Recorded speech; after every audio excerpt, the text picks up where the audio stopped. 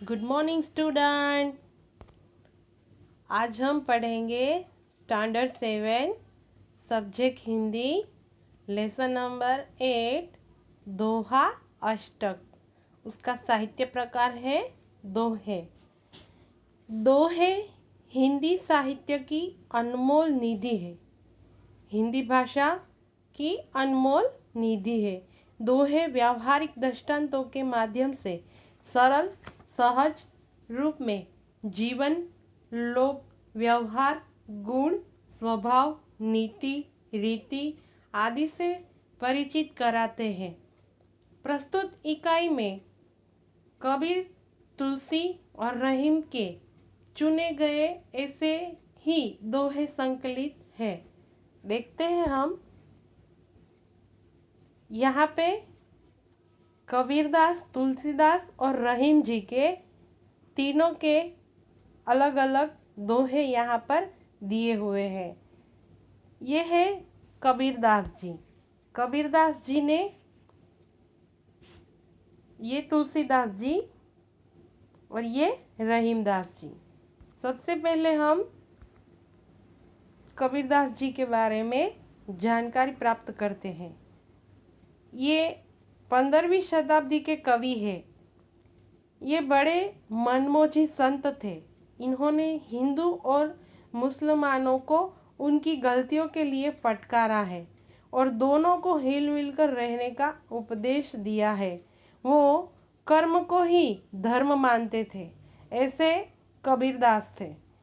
तो अब देखते हैं तुलसीदास जी। तुलसीदास जी से हम बहुत अच्छे से वाकिफ है। ये 16वीं शताब्दी के प्रसिद्ध राम भक्त कवि हैं।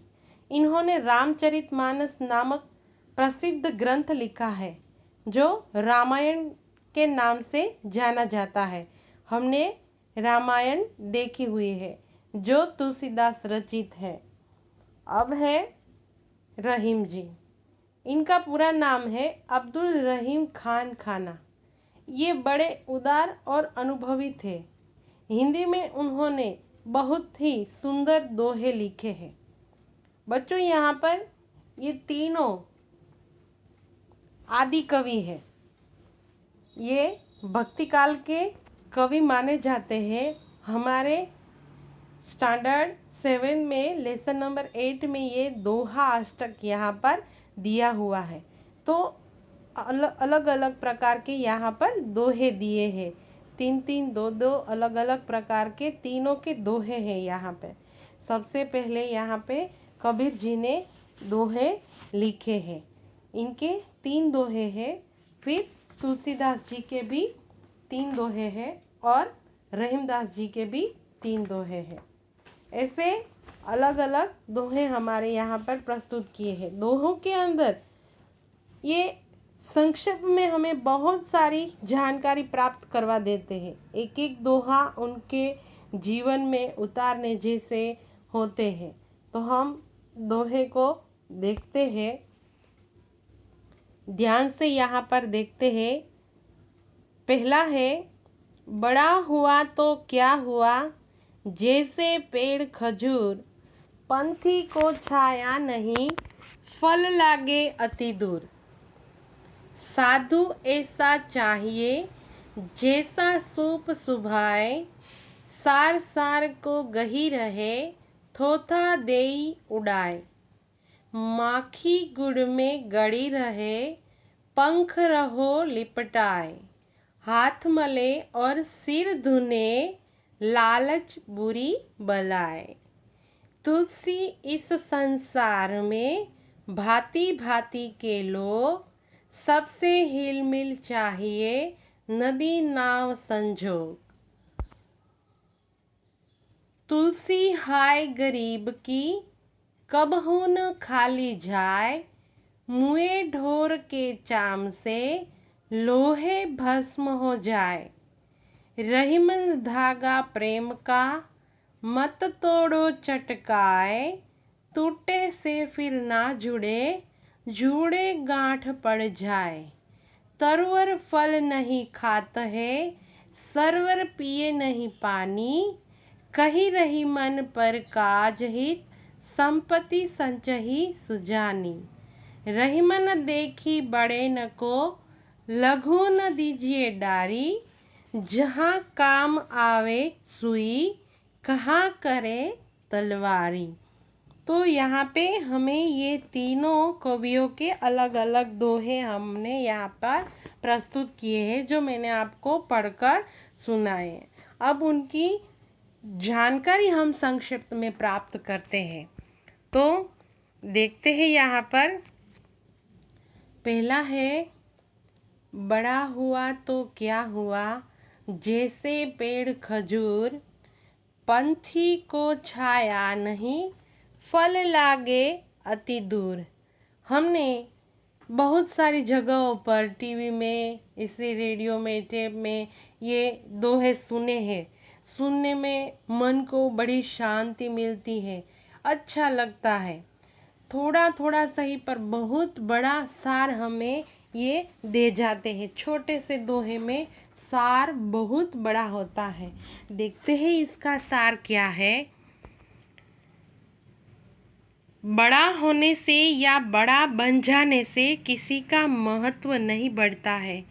कोई बड़ा हो जाता है या बड़ा बन जाता है तो किसी का महत्व नहीं बढ़ता है। किसी के बड़े होने से महत्व बढ़ नहीं जाता है।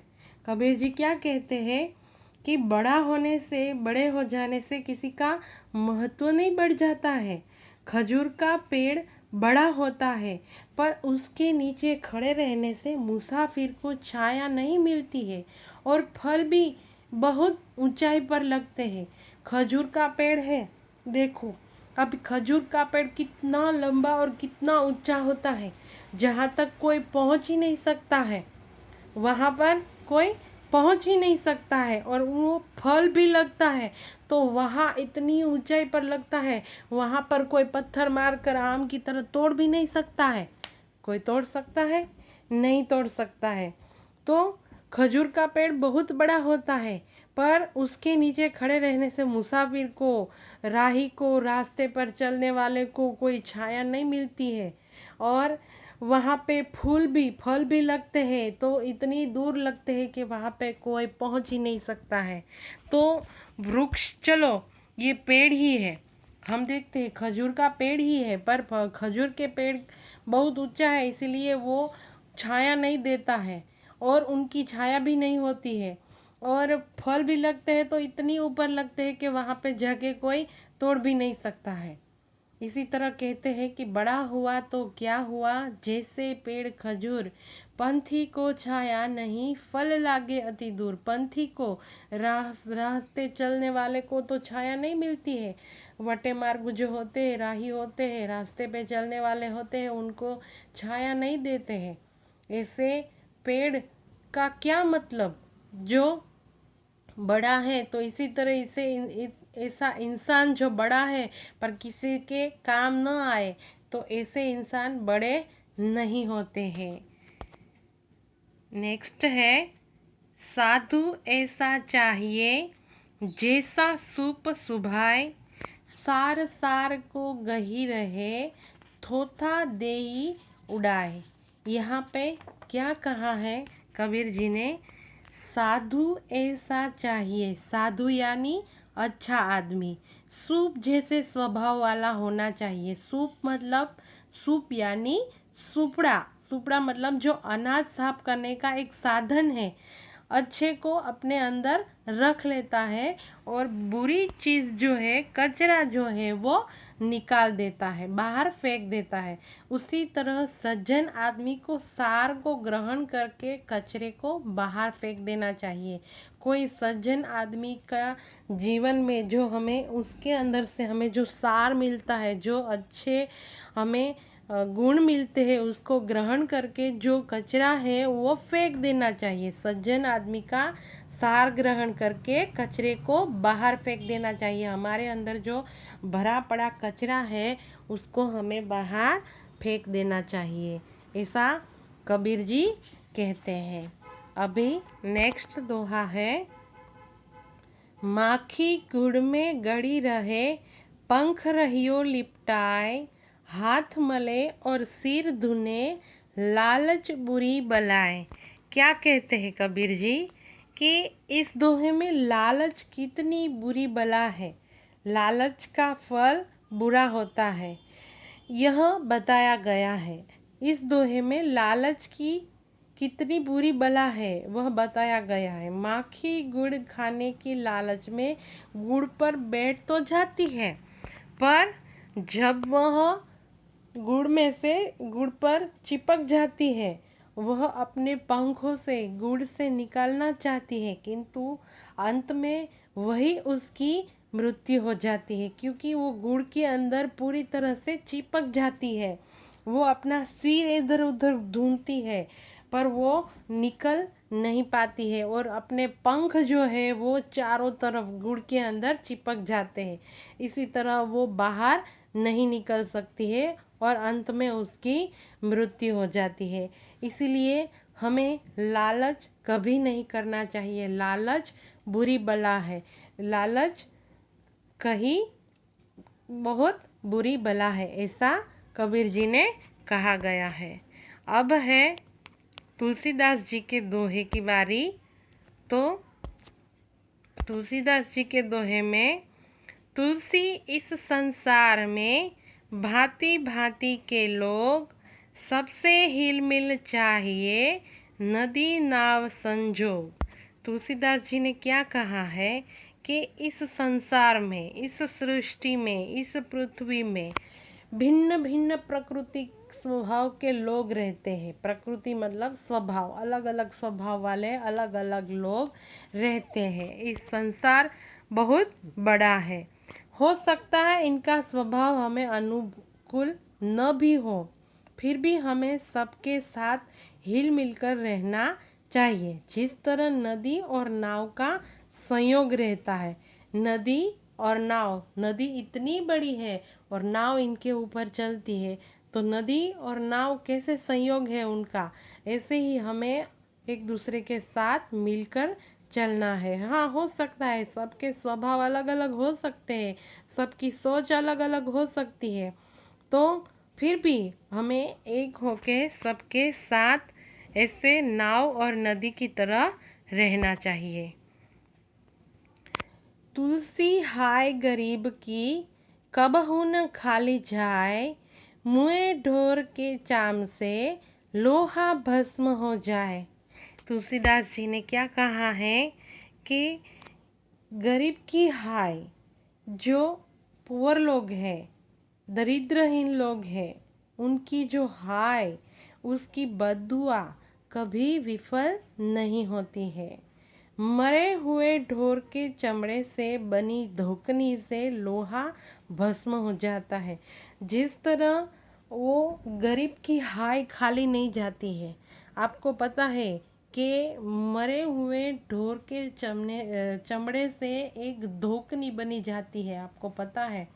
वो उसको लोहे लोहे के ऊपर उनको रखकर वो टीपते हैं, मतलब वो पीटते हैं, तो वो धोकनी भी, देखो, धोकनी से लोहा भस्म हो जाता है। लोहा कितनी वो नक्कर धातु है हमें मालूम है, पर वो चम्र से बनी जो धोकनी है, वो उनके ऊपर ऐसे पीट पीट पीट पीट कर वो उनको आकार देते हैं, तो वो उससे गर्म करते हैं, गर्म हो जाती है, और तो जैसे उनको आकार देना होता है वैसे वो आकार दे सकते हैं। मतलब आप समझ में आ रहा है कि एक चमड़े से बनी धोकनी से जो लोहा भस्म हो सकता है, तो एक गरीब की जो बद्दुआ है उससे वो किसी को लग सकती है। इसलिए किसी गरीब का मजाक नहीं उड़ाना है और उनकी हाय कभी नहीं लेनी है, उसकी बद्दुआ नहीं लेनी है।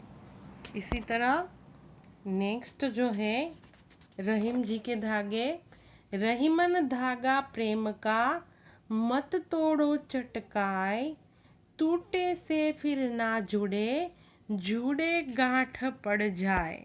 रहीम जी क्या कहते हैं कि धागे के माध्यम से रहीम जी ने हमारे जीवन में संबंधों के बारे में कहा है कि हमारे जीवन में संबंध क्या होते हैं, संबंध क्या क्या मायने रखते हैं, वो रहीम जी समझाते हैं। वे कहते हैं कि प्रेम के धागों को खींचकर मत तोड़ना चाहिए। यदि यह एक बार टूट जाने पर फिर जुड़ता नहीं है, और जुड़ भी जाता है तो उसमें गांठ पड़ जाती है। देखो, एक बार संबंध में जो तिराड़ आ जाती है, ऐसे संबंध टूट जाते हैं, तो फिर से वो संबंध जोड़ने के लिए उनके अंदर गांठ पड़ जाती है। ये गांठ जो है वो सदैव रहती है। पहले जैसे जो संबंध होते हैं वो संबंध नहीं रहते हैं। इसलिए रहीम जी ने कहा है कि ये संबंध हमें संजोकर रखना चाहिए। तरुवर फल नहीं खात है, सरवर पिय न पानी, कही रहीम पर काज हित, संपत्ति संचही सुजानी। रहीम जी क्या समझाते हैं इस दोहे में? पेड़ कभी अपने फल नहीं खाते हैं और सरोवर अपना पानी खुद नहीं पीते हैं। कभी देखा है हमने पेड़ अपना फल खाता है या सरोवर अपना पानी पीता है? नहीं, पेड़ अपना फल नहीं खाता है और सरोवर भी हम अपना पानी खुद स्वयं नहीं पीता है। इसी तरह सज्जन व्यक्ति दूसरों की भलाई करने के लिए ही संपत्ति का संग्रह करते हैं। उनके पास जो संपत्ति, उनके पास जो ज्ञान होता है वो दूसरों के लिए ही संचय कर, संग्रह कर रखते हैं ताकि दूसरों के काम आ सके। रहीमन देखी बड़े न को, लघु न दीजिए डारी, जहाँ काम आवे सुई, कहाँ करे तलवारी। यहाँ पे समझाया गया है कि हमें बड़े या छोटे सभी का सम्मान करना चाहिए। हमें बड़े लोगों को देखकर छोटे लोगों की उपेक्षा नहीं करनी चाहिए। हमें यहाँ पर ऊंच नीच का कोई भेदभाव नहीं करना है। क्या कहा है? हमें बड़े या छोटे सभी का सम्मान करना चाहिए। कोई बड़ा है, कोई छोटा है, ऐसा नहीं, सब समान है, सभी एक इक्वल है। हमें बड़े लोगों को देखकर उनसे छोटे लोगों की उपेक्षा कभी नहीं करनी चाहिए। और जहाँ सुई काम आती है वहाँ तलवार काम नहीं आती है। हमें इतना तो मालूम होना चाहिए कि कौन सी चीज़ कहाँ उपयोग में आती है। जहाँ सुई का काम होता है तो वहाँ तलवार काम नहीं आती है। कहीं वन में भटक गए हैं, पैर में जूते से आर पार हमें कोई कांटा लग गया है, तो वो तलवार से नहीं निकालेंगे, हम तलवार से निकालेंगे? हाँ, वहाँ तो हम सुई का, और कोई फट गया है कपड़ा तो सीने के लिए तलवार से तो नहीं सिया जाएगा, वहाँ पे हम सुई का उपयोग करेंगे, सुई और धागे का। तो रहीम जी कहते हैं, रहीमन देखी बड़े न को, लघु न दीजिए डारी, जहाँ काम आवे सुई, कहाँ करे तलवारी। बड़ों लोगों को देखकर छोटे लोगों की उपेक्षा नहीं करनी चाहिए। और हमें ये तो मालूम होना चाहिए कि जहाँ सुई काम आती है वहाँ तलवार काम नहीं आती है। तो बच्चों, मुझे लगता है आपको ये लेसन समझ में आ गया होगा, दोहे समझ में आ गए होंगे। तो आज के लिए इतना ही। नमस्ते, थैंक यू।